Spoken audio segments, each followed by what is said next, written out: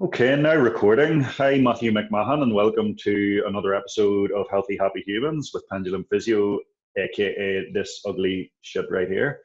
How are you? All good, mate. Thank you for having me on. It's good to actually speak to somebody and have a face-to-face interaction I'm with this whole glad. thing going on, man. I'm glad that I texted you last night and told you to wear the tightest t-shirt in your locker. No, bro, that's just the we'll call that the Corona muscle weight that's happening here at the moment. So there's a lot of press-ups going down, so the chest is filled out even more, and there's a lot of let's just say food being at consistently. So the bulk is sort of started, but there's a bit of a lean phase coming up anyway. So I'll lend you this here once you. Looking swole. Yeah, I'll wear it as a pair of trousers once you're done with it. That's it, bro. If you get up to 100 kg anytime soon, you can wear it. So I'll pre-record a little intro sort of at the beginning of this segment that tells people a little bit about who you are and what you do. But I wanted to keep today's chat pretty informal, buddy, and not too structured there because we know each other very, very well. Obviously, you coach me. So you and I have known each other for how long now? 2 years, 3 years? Yeah, man, I'd say close to 3 years. Like ever since I think the first time that I seen you, Dackie, was at Fit and Fitness, the FitCom. That's and right. It was actually you asked it was you asked the question to Phil, and I think that was maybe 2017, maybe. Yeah. So about three years went, and then I've been going to you as a client for like a physiotherapist standpoint from like powerlifting and stuff. So we've sort of known each other for the last, I'd say, 3 years now. Yeah. I think at that time, were you just finishing up in university back in 2017? So I graduated in university 2000 and actually 19. I was at university still 2017. So I was on placement coming in that summer when we first met. Like, so that's probably when I was taking time away from obviously being in uni all the time, but it was on more of a placement working as the strength and conditioning coach in Jordanstown. Like, but yeah, I think we sort of crossed paths. I think I came to you for, I think it was my injury, mate, from a quadricep rupture, the vastus lateralis rupture. Yeah, you had a wee quad rupture that you had from, was it a max lift squat or something like that? Yeah, it was the bottom of a big squat in a big peak phase, I think. Yeah, it was, mate. It was my first proper peaking phase as a powerlifting sort of standpoint, and that weight now wouldn't be an issue, but it was just more at the very start where my body was just getting used to it almost, and that's where it sort of ruptured coming up from the bottom of it was almost like a 1 rep max. It was about maybe 90+%. Well, powerlifting is something that you now sort of specialize. You are a powerlifter, you coach powerlifters. It's a big feature of the coaching that you do with Inside Strength. But I have to say that I have seen you change an awful lot since that time when you were in your very first training program, like through to now, obviously. What's your journey been like, mate, for that sort of changeover? You used to be a footballer and now you're very much a coach and a powerlifter. Yeah, so basically, man, I've been playing football since probably the age of 5 or 6. I was fortunate enough to play professional football over in Scotland from the age of 16 until around 20 or so. So I was playing over there for Aberdeen. That instilled in me a lot of discipline from a professional standpoint, like obviously the routine of what I have to do, as well as, it gave me an athlete sort of journey almost. So like a lot of things I was going through, strength and conditioning, being exposed to professionals in that industry as well as physios. So I was around a lot of people who specialized in things that I wanted to get into.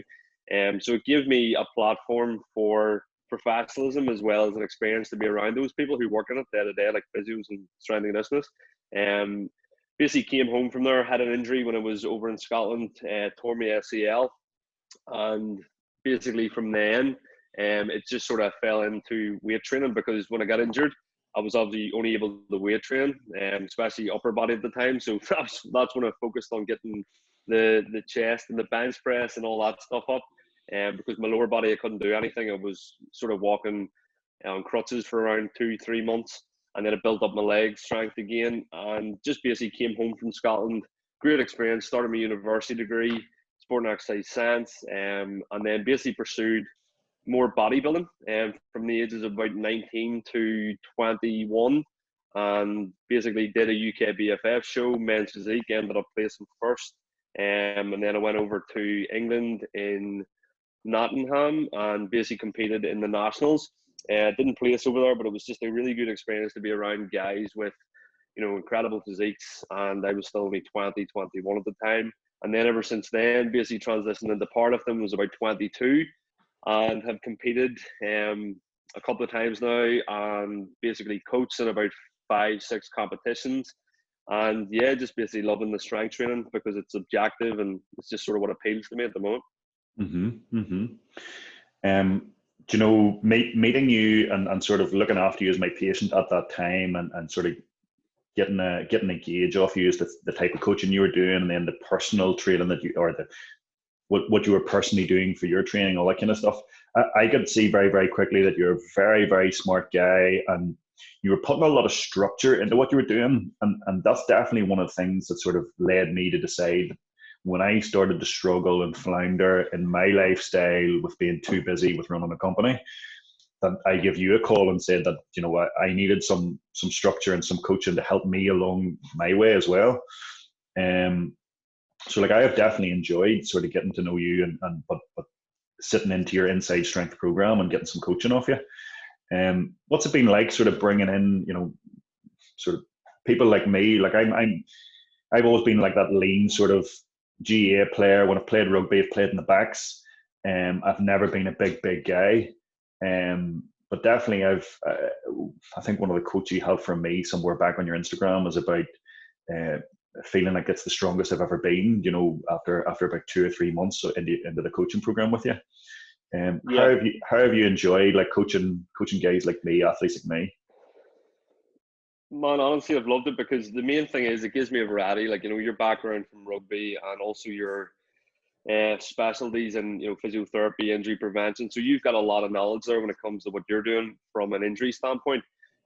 So it helps me even understand my own coaching better because, we've talked through things like your injuries and things that you go through, and we talk through things for programming so we can still make you still win. That's the most important thing as a coach, to still help my clients win in whatever way they're doing. So it's almost like me getting the feedback from you. It's like a coach-athlete relationship almost, to make sure that there's still continuous checkups to understand where you're at. But it's also, I've educated you from my expertise, but you've also helped me understand what I can do in regards to implement for you from like an injury standpoint. So it's sort of working back and forth, which is a really good thing because it helps both of us learn in regards to something that we don't specialize in. And as far as like working with you, like I've worked with other coaches as well when it comes to gym owners, PTs and stuff like that. So, I'm in a fortunate enough position to be able to help you guys manage your own sort of stress, your own sort of, lifestyle and strength while you're running a really busy business as well. Yeah, I love that, mate. You're sort of touching on that. There's a massive amount of collaboration, and I've started to get a lot more tuned into our local area where you and I work, in the sort of that Mid-Ulster area. Huge amount of positive collaboration sort of between, coach to coach, but I've seen a huge improvement in how the fitness and health industries are integrating over the last 5-6 years in particular, like, physio coach relationships, and then even just general relationships with the rest of the wider community and how people interact. You've been working a lot on that, buddy, and you were just saying before this call about you working with other coaches, coaching each other at the minute. Yeah, so basically me and D Gracie, so he's another coach in Focus Gym and specializes in strength training, powerlifting.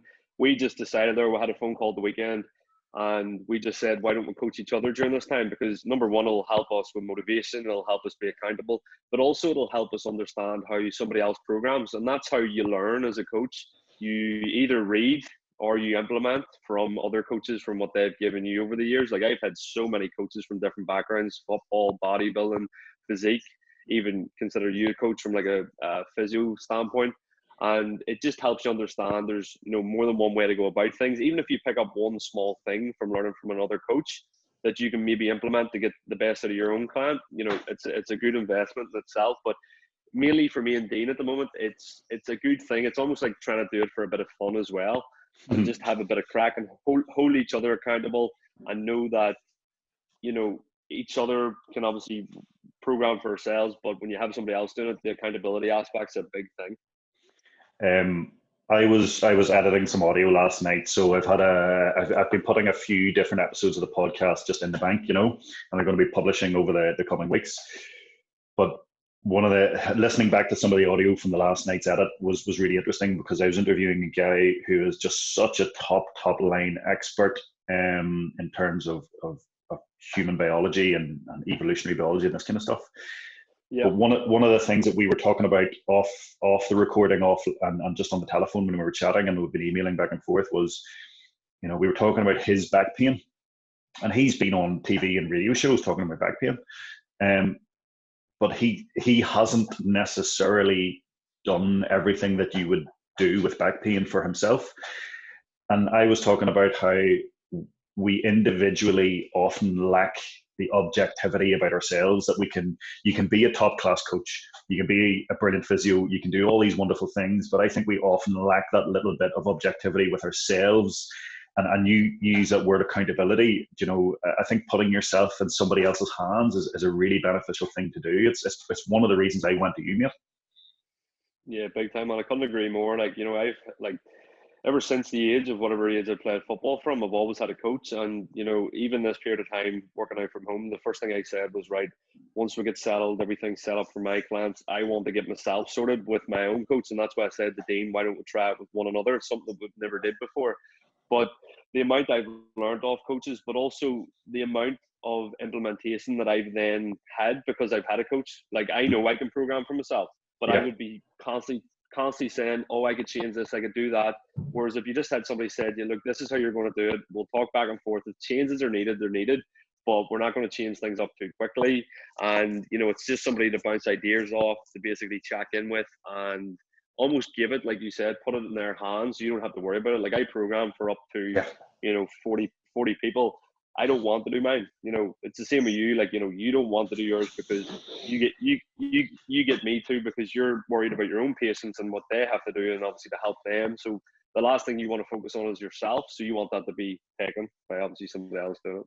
Yeah, I sometimes compare it to the conversation that I have almost every day in clinic with the general public who don't go to the gym, or who have maybe negative connotations about going to the gym. Is, I'm a big advocate of the gym. I'm a physio who loves the gym. And even though a lot of people don't feel like the gym is for them, I try to use this explanation of, look, the gym is just where the weights live. And a lot of gyms don't even have weights. Some gyms are just functional spaces and whatever else. There's all sorts of gyms out there.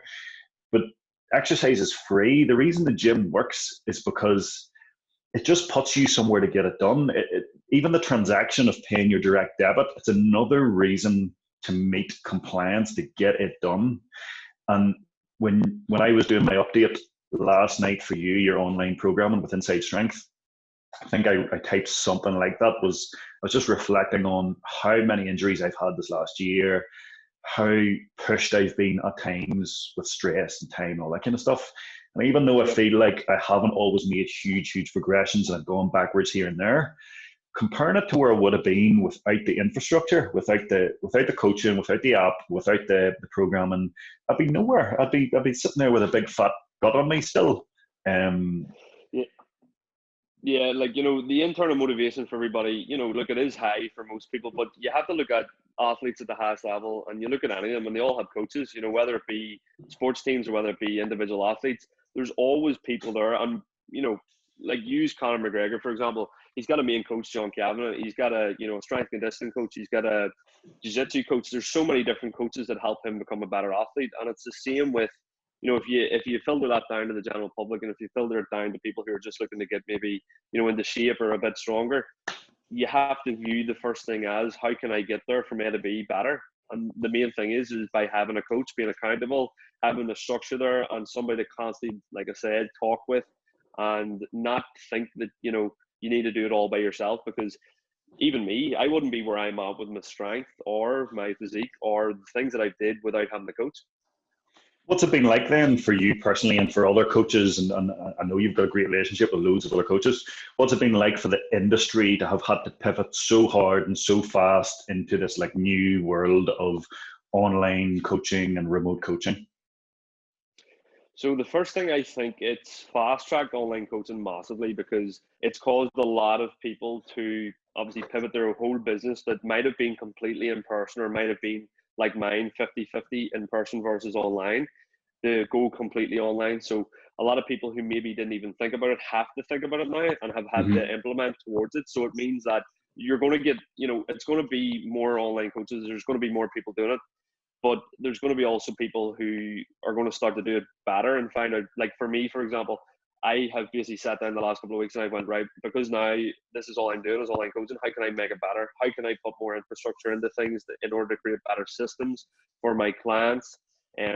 Just basically things that I wouldn't have did, because I would have been in-person coaching at the time, and I want to put as much emphasis onto it. So it's more like it's fast tracked, as well as you have to adapt with things. And if you don't adapt, at the end of the day, you'll just go backwards with anything, whether it be your business or whether it be, your own training. And I feel like some coaches have just said, look, we'll get back to the gym once it's open again. And some coaches have pivoted, went online.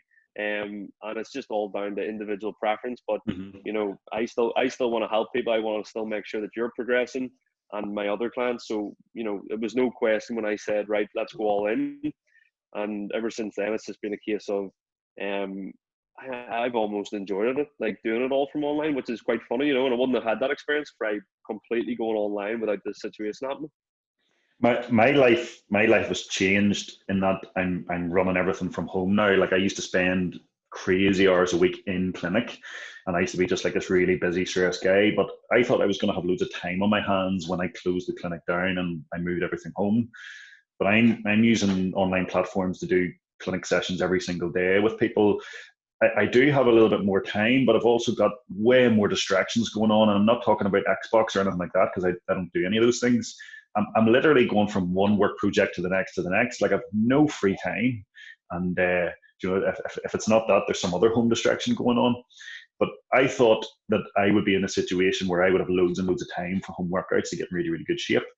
And I guess the further in these few weeks we've gone, I've realized, well, I don't have tons and tons and tons more time. I've got loads of other distractions, but at least having the coaching infrastructure has continued to keep me on point, like to remind me to get them done. And you see, when it goes to midnight and your coaching platform emails me going, "You've missed a workout," and I'm sort of like, F you, like I get it Right? 1 minute past midnight. I'm getting an email going, "You've missed your Wednesday workout." I'm like, give me a Yeah. break. I remember one of my other clients said that to me. He's a guy who I've had to really hammer down onto, even before all this happened. And he was saying, your coaching app keeps emailing me at night, and I'm like, is it emailing you saying you've missed the workout? And he's like, yeah. I'm like, well, fucking do your workout then, and I won't have to email you. And he's like, is there any way you can turn it off? And I'm like, I'm not turning it off. I'm just Don't doing turn work. it off. Just put you on silent, Matthew. Yeah. Yeah, no, look, it works really, really well. Like I do tend to catch up my workouts, trying to push in the Saturday and Sunday. I do try to catch up.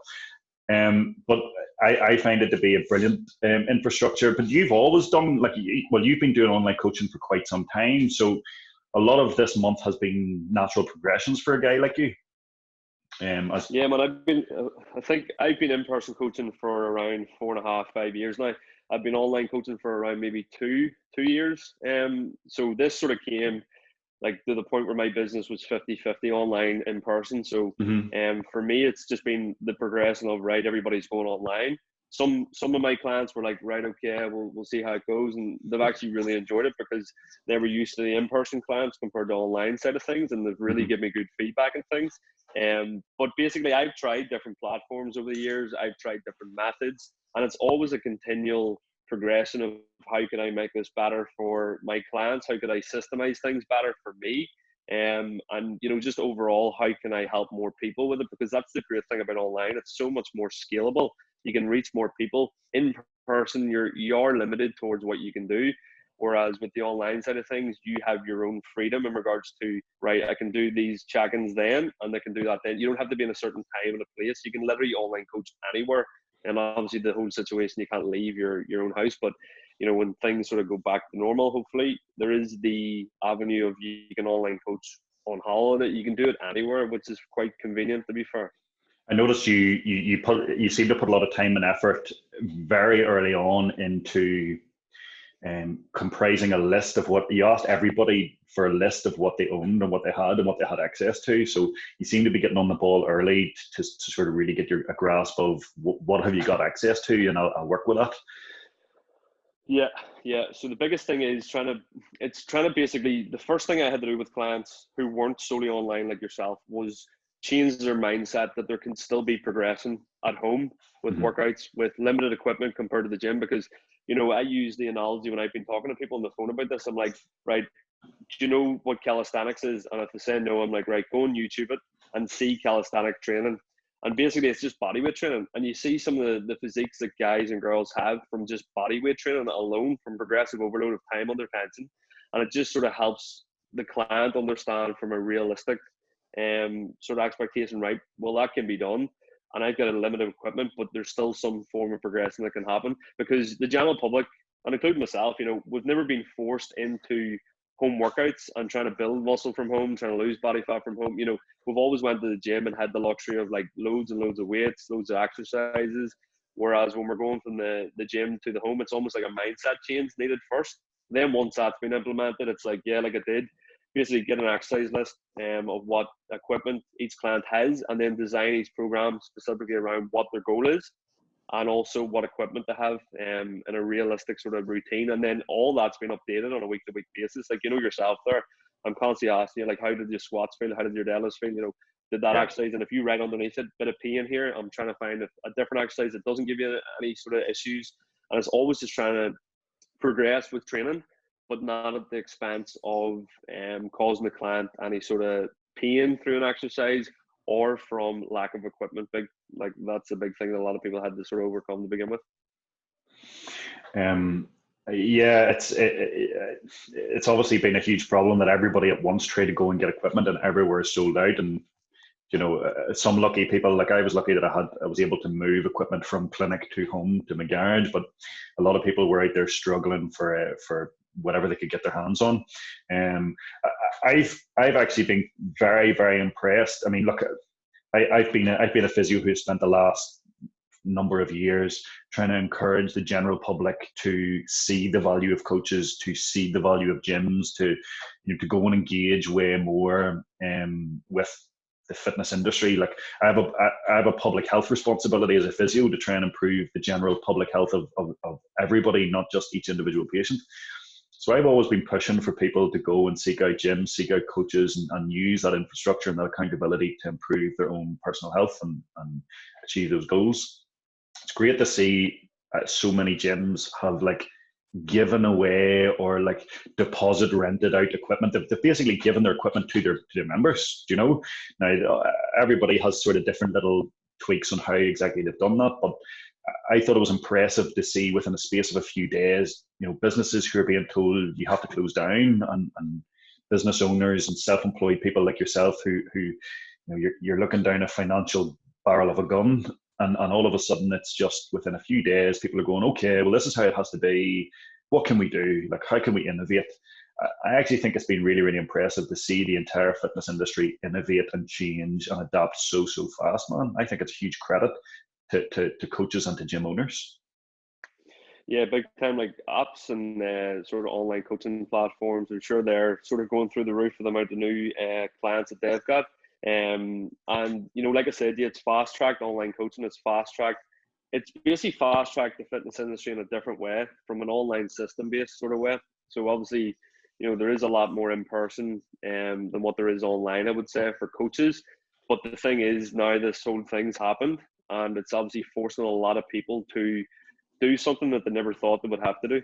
And it's great to see so many different people. Like, I know different people using different platforms and still helping their clients and still figuring out ways to help their clients, whether it be you with your physio clients and trying to make sure that they're still getting, treatment through a telecom sort of call, and just making sure that, no matter what sort of obstacle there is when it comes to this sort of situation in the moment, there is a way around it, and it just has to be perseverance and try to find what works best for you and your business and your clients.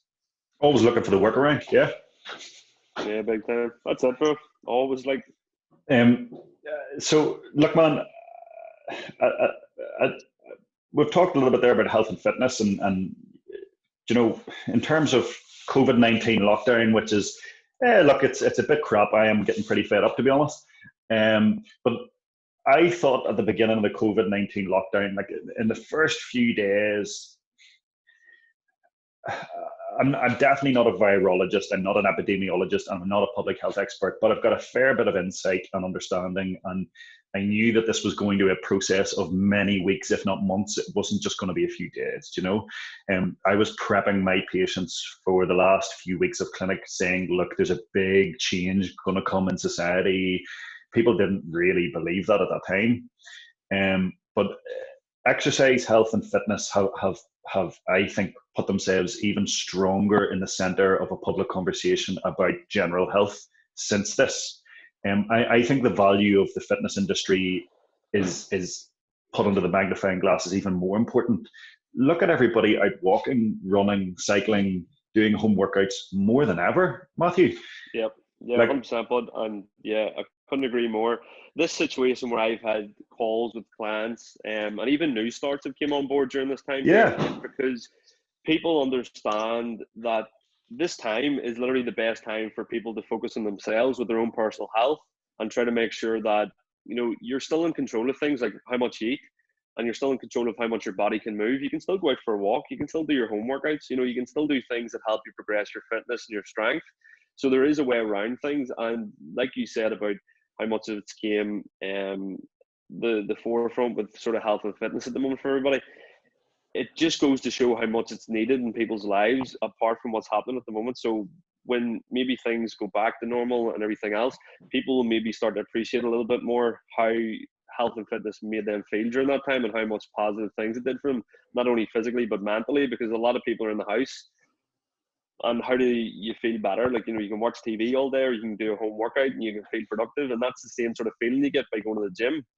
So I think after this, a lot more people, like you said, will be a lot more conscious with their health and fitness and trying to make sure that they're still doing something after lockdown stops.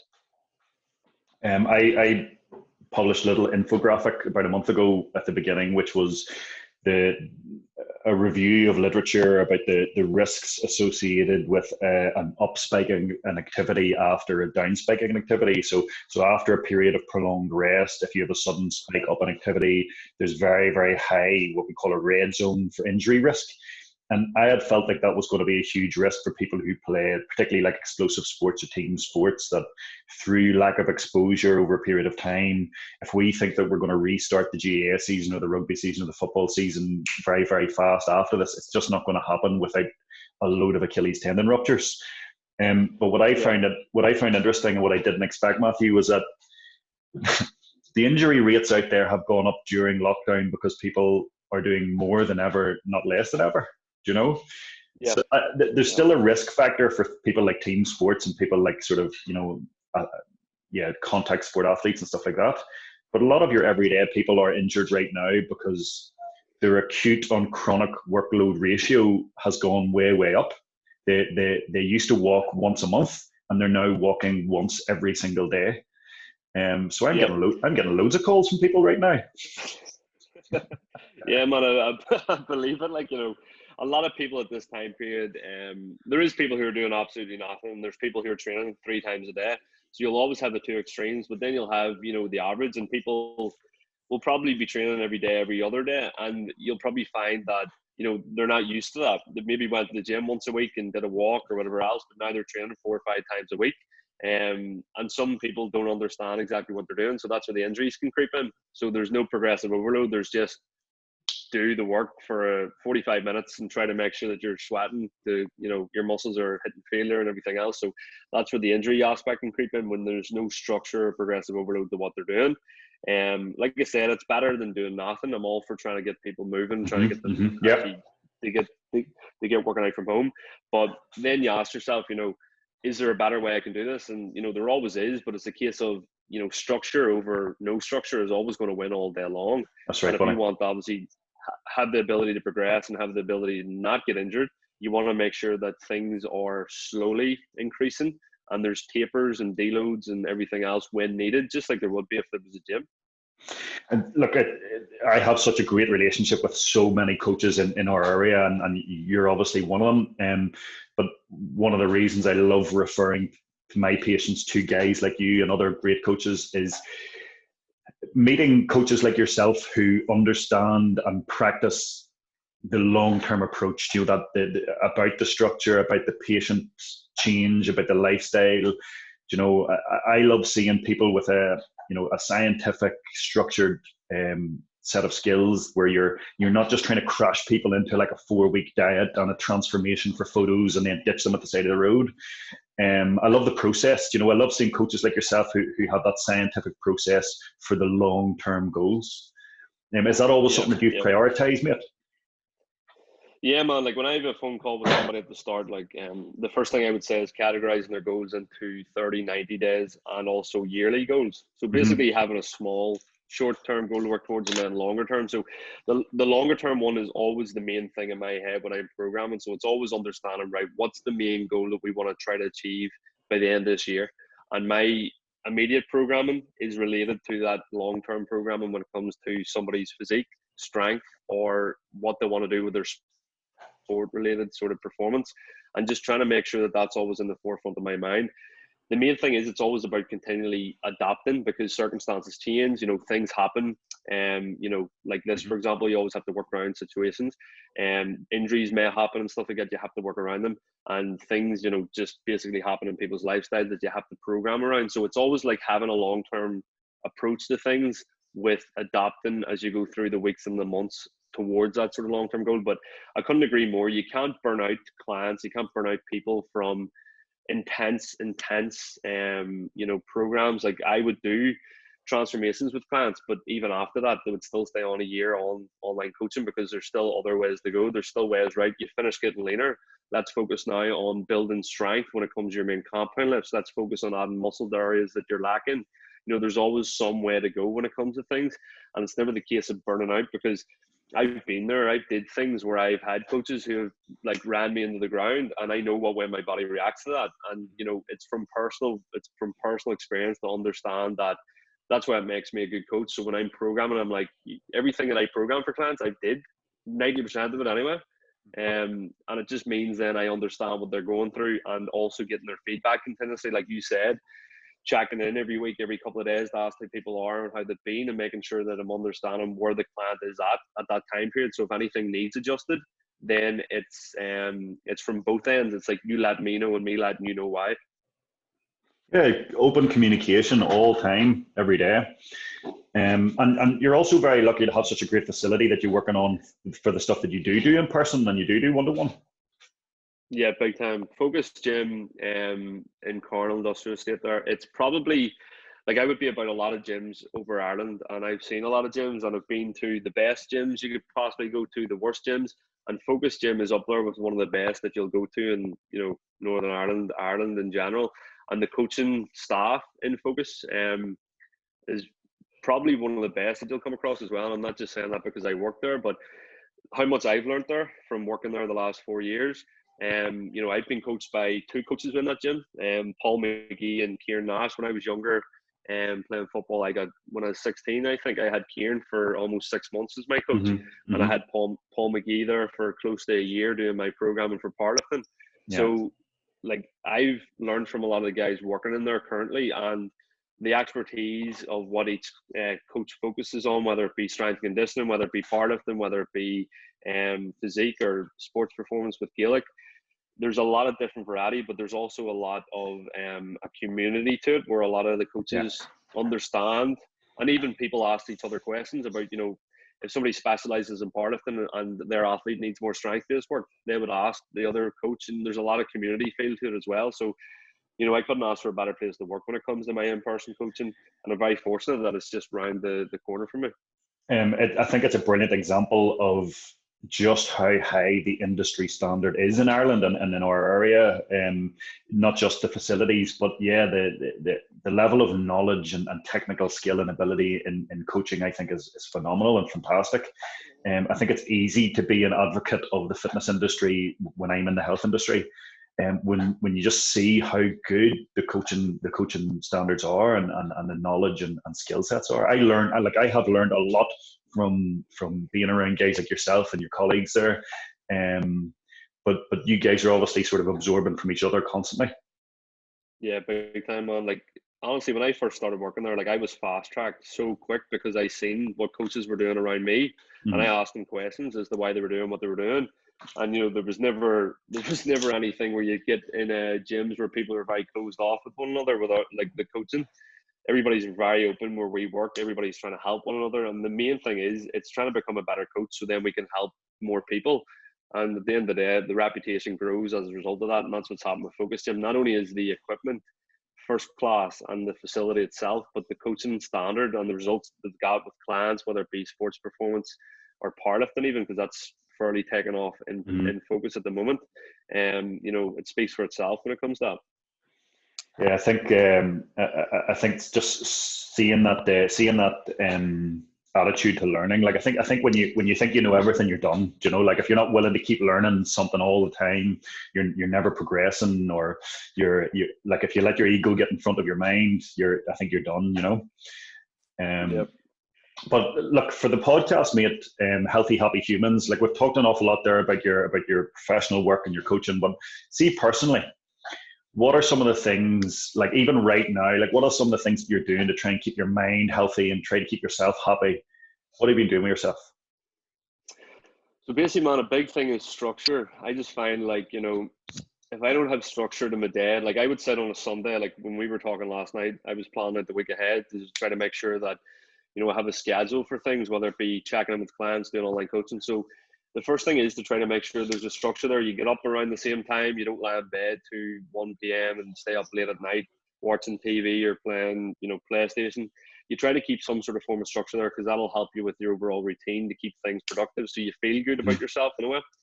Secondly to that, it's just trying to make sure that even with me at the moment, like I said about me and Dean coaching each other, it's like trying to still have a goal to work towards, whether it be business related, but also training, and try to keep my mind focused on that. So the big thing is, if I didn't have the structure, the goal wouldn't be able to be hit. So it's trying to make sure that that's there, the goals are to work towards. And then just also, mate, like you said there, when you're in the house, you didn't expect, to be so busy. It's more for me, I didn't expect to, almost enjoy the online coaching as much as I am. Like I'm really, really enjoying helping a lot of people, like, you know what I mean? From sitting at a laptop, Zoom calls and stuff like that. And also I'm spending more time with Laura, which is pretty good because she's obviously working at the moment in ICU. Yes. So we're obviously having the opportunity to see each other more. But as far as anything else goes, it's just trying to keep structure, keep routine, and try to still work towards some sort of goal, because that's the main thing that keeps me motivated, is trying to do that. Or else, I would struggle to get up in the morning to do things unless I had that to sort of work towards, and still trying to keep on track with eating, because it's so easy just to open the fridge 30 times a day and see, what you can eat and just eat out of boredom. Like, so it's still trying to keep that structure to things with training, but also nutrition, and just trying to make the best of the situation. It's all about your perspective when it comes to your mindset at the moment. Like it's very easy to put your head in the sand and just be like, I can't do anything right now, whether it be anything like business or training related. And it's understanding that you still can, Zoom calls, I guess you have a bit of crack, it's good for your own mental health, as well as, you feel like you're actually still interacting with people too. So I'd say just a big thing is like even them pub quizzes that people are doing, get on like FaceTime with people and talk to people if you're feeling like you need to as well, because I know it seems a little bit silly, man, but look, like our brains are so hardwired for seeing other human faces, and it's such a big part of our social interaction is the facial recognition that our brain comes pre-programmed with. Is just seeing faces on the screen is enough to keep ticking a couple of little boxes for social mental health. I think the little Zoom quizzes and things might be a bit silly at times, but and it's not like we have anything to talk about. It's like, oh, what have you been doing? Oh, just spending time in the garden. Yeah, I know. Watching Netflix. But yeah, I do think it's really important just to see each other's faces, man. So look, I'm going to ask you a couple of little silly questions. We're getting towards the end of this because I'm not going to keep you all day, buddy. And I'm I'm very grateful and thank you for spending some time chatting with me today about your professional work. So like you sound like you're in pretty positive form, and you always seem like a pretty positive guy. And when I had this idea for the podcast, that's what I wanted to do. Was I wanted to reach out to people who genuinely have a bit of a sort of a bit of a joy for life, bit of joie de vivre, and people who enjoy their work, or they enjoy what they do generally, and try and get some positive vibes out there to the rest of the people listening. So I'm going to ask you some silly questions. You can expand on these as much as you want. All right. So what's your favorite? Okay. What's your favorite movie of all time, Matthew? Oh, mate. Right, okay. Probably a real silly one, mate. It's Step Brothers, Will Ferrell, Yes. John C. Reilly. Yes, absolutely. Love that film, bro. Prestige worldwide. Oh, mate. If anything goes wrong with our business, that's what we're going to do. I think I've just watched that film the most out of anything, and I think it's maybe close to 100 times, mate. So definitely Step Brothers. Did we just become best friends? Yep. I could, yeah. Mate, every quote. Just quote all day. Yeah, I know everyone. I look, big fan of Will Ferrell movies, and like you and I know each other really well now. You know that I'm a big science nerd, and I spend my nights reading journals and crap like that. But man, I love nothing more than sitting down to a Will Ferrell movie, and particularly old school. Old school does it for me. Like, big time. Have you seen the other guys with Mark Wahlberg and Will Ferrell? Love it. Oh man, no, they did. Great film, like another they great did. Film. Maybe they did too many movies together, because that was such a good, like, Mark Wahlberg being so dry at the beginning, and big time, mate. Yeah. Ferrell playing a great movie. Okay, so next question. That's great. Who would be your ultimate dinner guest? Oh, mate, that's actually very easy. Like, I'm a big music fan, so it would probably be Drake, because I've listened to Drake probably from the age of about 12 or so. And although people say he's so mainstream because he's number one all the time, I've listened to him from the very, very start, from his first ever album. So it would easily be Drake, man. Yeah. Wow. So you're talking to somebody who's not very cool. All right. So definitely, I'm not down with the kids. When you said he's number one all the time, I'm like,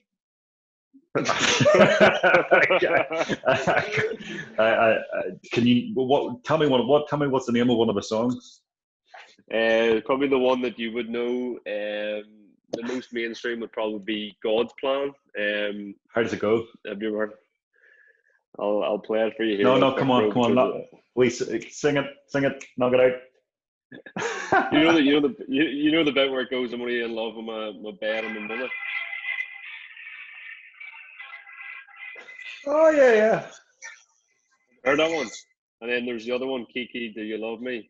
Does he wear that one? Does he wear like a fur coat? He has been known to wear a fur coat in his videos. Some of his videos, yeah, he's worn that in some of his older albums, yeah. Oh, is this the guy who's like a big NBA fan or something? Yeah, so I think he's a stakeholder in the Toronto Raptors team who won the NBA last year. That's what one of the quiz questions was about, yeah. So that's yeah, right, bro, that was your quiz question. That would be it, because, yeah, that was. Right, I didn't know that at all. And so what was that? Favorite movie, ultimate, and your third and final question, mate. So Matthew, right, after all this is over, buddy, what is going to be your next adventure? Right. Well, the next adventure, personally, would probably be to get my own house. That would be a big thing. So I'm trying to basically do that. Me and Laura are looking into basically buying property, but we can't at the moment because of the whole thing that's going on. But in regards to like adventure, going somewhere, I would really, really like to go to Italy. The Lake Garda, that would be a place that I'd love to go to and just experience sort of like the rustic side of Italy, because I'm a big fan of Italian food and the culture over there, and also the wine. Both me and Laura, so that's a big place that we said, if this sort of calms down a bit, that we would love to go to Italy by the end of the year or next year. Sounds nice, man. That definitely sounds like a really good plan. Yeah. I wonder, will Laura maybe stay at home and work and let you go with your hairdresser, your barber again, Caleb? I don't think so, mate. I think now that he's got a girlfriend, and so do I, that there'll be no more hangover type sort of holidays. Well, here's hoping that all the couples are still in love and still together after the end of this lockdown, because things are definitely getting tough in places. I know that. Yeah, big time. It tests your relationship definitely, like living 24/7 almost. Right. So for anybody who's been listening to this podcast or watching it on YouTube or anything like that, there definitely like and have a look at Matthew's pages, Inside Strength, Matthew McMahon Coaching, and also if any of those people happen to be estate agents, hit him a wee DM and talk to him about getting set up in his first house. All right. Yeah, big time. That would be handy. Yeah, any discount codes you have as well, that'd be good. Yeah, estate agent discount codes. Just bought a wee house there with 20% off. That's awesome. That would be all right. That would be all right. Like, I'd have to get a few clients who are estate agents. That's what I'm going to look out for. They can get 50% off online coaching. Yeah, I'll also hit you up with some discount codes for some wine deliveries, okay? Because I did that recently. Good stuff. Good stuff. Mate, that's the end of the podcast recording. Thank you so much, Matthew, for chatting to us today. It's good crack, and be talking to you again soon. All right, mate. Yes, bud. Thank you for having me on, big man. All right, take care. Bye bye. Bye bye.